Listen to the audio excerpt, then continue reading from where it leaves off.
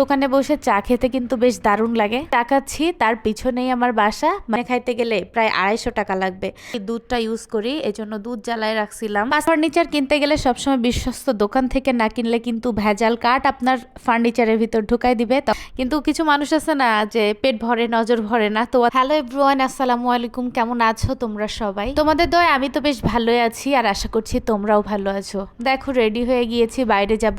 আর আকাশটা দেখো এত পরিমাণ মেঘলা। সারা রাত অনেক বেশি বৃষ্টি হয়েছে, আর এখন দেখো একটু আগেই বৃষ্টি হলো, এখন আকাশটা একটু পরিষ্কার হয়েছে। তো আমরা বাইরে যাচ্ছি। এমন বৃষ্টির দিনগুলোতে টং দোকানে বসে চা খেতে কিন্তু বেশ দারুণ লাগে। তোমাদের ভাইয়ের সাথে সেটা বলতেছিলাম, তারপরে সে বলল আচ্ছা ঠিক আছে চলো। বাইরে যেহেতু আমাদের কিছু কাজ ছিল, তাই একবারেই বেরিয়ে পড়লাম। আমি যেখানে বসে চা খাচ্ছি তার পিছনেই আমার বাসা, মানে আমার বাসার নিচেই আর কি আমি বসে বসে চা খাচ্ছি। আমার বাসায় আমার মা এসেছে, তাই আমার মা বলতেছিল যে একটু পাস্তা খেতে ইচ্ছা করতেছে, যেহেতু বাইরে বৃষ্টি হচ্ছে টিপটিপ করে। আর এই বৃষ্টির দিনে কিন্তু পাস্তা খেতে বেশ দারুণ লাগে। পাস্তা আমারও ভীষণ পছন্দের। তো মার্কেটে গিয়ে যাওয়ার সময় আম্মুর জন্য পাস্তাও নিয়ে যাব। চা খাওয়ার পর আমি চলে যাচ্ছি কোথায় দেখো, আমি একটা খাট অর্ডার করেছিলাম কাঠের, তো সেই দোকানেই যাচ্ছি এখন অ্যাডভান্সের কিছু টাকা দেওয়ার জন্য। তোমরা যারা আমার রেগুলার ভিডিও দেখো তারা তো জানোই আমার ঘরে তেমন কোনো কাঠের ফার্নিচার নাই। তো ইচ্ছা আছে টুকটুক করে অল্প অল্প করে নিজের সংসারটা সাজাবো। ফার্নিচারের জন্য পুরা সাতক্ষীরা ঘুরলাম,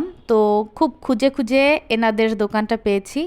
আলহামদুলিল্লাহ এনার আচরণ খুবই ভালো, এবং আঙ্কেলকে দেখে খুব সৎ মানুষ মনে হলো। কাঠের ফার্নিচার কিনতে গেলে সবসময় বিশ্বস্ত দোকান থেকে না কিনলে কিন্তু ভেজাল কাঠ আপনার ফার্নিচারের ভিতর ঢুকাই দিবে, তখন আপনি বুঝতেও পারবেন না। আর লক্ষ লক্ষ টাকা খরচ করে কাঠের ফার্নিচার বানানোর পর কিছু বছর পর যদি দেখেন ঘুনে ধরছে, তখন তো মনটা একবারেই খারাপ হয়ে যাবে। কিছুক্ষণ দোকানে থাকার পর তারপরে কিন্তু দেখো আমরা বাসায় চলে আসছি।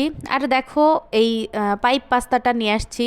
কিছু পাস্তা আছে যেগুলো ম্যাকারনি টাইপের, এগুলো কিন্তু খেতে একদমই ভালো লাগে না। পাস্তা রান্না করার জন্য আমি এখানে চিকেন ভিজাই নিছি। দেখেন এখানে 500 গ্রামের মতো চিকেন আছে। তো এতটা আমি ব্যবহার করব না, এখান থেকে একটু কেটে নিব মাংসগুলো। আর পাস্তাটা সিদ্ধ করার জন্য আমি এখানে গরম পানিও বসাই দিলাম। তোমরা যদি রেস্টুরেন্টের মতো পাস্তা বানাতে চাও তাহলে কিন্তু ময়দা অবশ্যই লাগবে। ময়দা, ঘি, তারপর হচ্ছে চিজ, এগুলো একদম খুবই ইম্পর্টেন্ট জিনিস। তা আমি যেহেতু সামসেট থেকে হাতে পাচ্ছিলাম না, এই জন্য হচ্ছে আমি টুলের উপরে উঠে তারপরে ময়দার প্যাকেটটা পারলাম। সাধারণত দেখা যায় আটা বা ময়দা কিছুদিন রাখলে কিন্তু পোকা হয়ে যাওয়ার সম্ভাবনা থাকে, এজন্য আমি টুকে নিচ্ছিলাম। এদিকে আমার পাস্তাটা সিদ্ধ হয়ে গেছে, আর আমি এখানে পেঁয়াজ, রসুন আর মুরগির মাংসটা কেটে কেটে কুচাই নিব। পাস্তা রান্না করার সময় তোমাদের ভাইয়া সবসময় বলে যে প্যাকেটে কেন একটু রাখছো। আসলে আমি আমার মেয়ের জন্য অল্প একটু রাখি। তখন তোমাদের ভাইয়া আমাকে বলে, সবসময় এই কথাটাই বলে যে এইটুকু কি খাবো, এইটুকু তো এক্ষুনি শেষ হয়ে যাবে।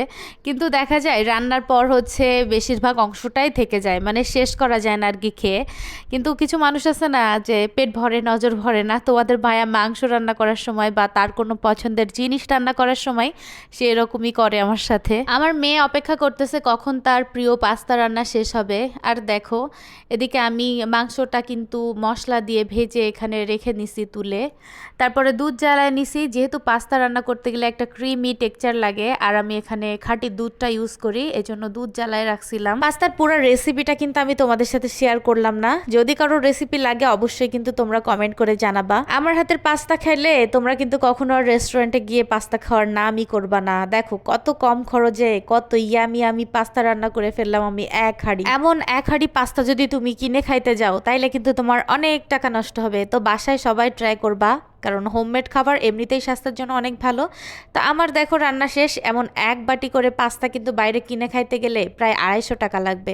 তো আমার পাস্তাটা কিন্তু অনেক মজা হয়েছে। তোমরা কারা কারা পাস্তা রান্না পছন্দ করো তারা কিন্তু আমার বাসায় অবশ্যই চলে আসবা, সবাইকে খাওয়াবো। আজকের ভিডিওটা এই পর্যন্তই শেষ করছি। সবাই ভালো থাকো, আল্লাহ হাফেজ।